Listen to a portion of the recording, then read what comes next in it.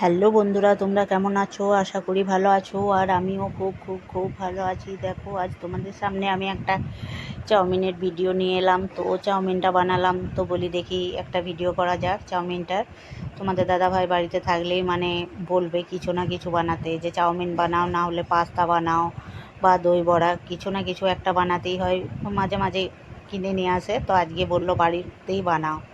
তো দেখো, আজকে বাড়িতেই আমি চাউমিন বানালাম। অন্যদিন সবজি দিয়ে বানাই, তো আজকে সবজি দিই নাই সেরকম কিছু। আজকে বাদাম আর ডিম দিয়েই বানিয়েছি চাউমিনটা।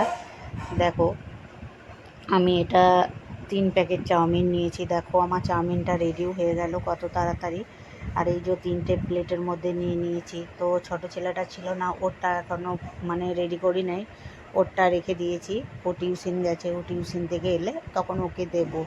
এটা 3টে আমাদের, একটা তোমাদের দাদা ভাইয়ের, একটা আমার, আর একটা আমার বড় ছেলে। তো দেখো, আজকের ভিডিওটা এই পর্যন্তই ছিল। চাউমিনটা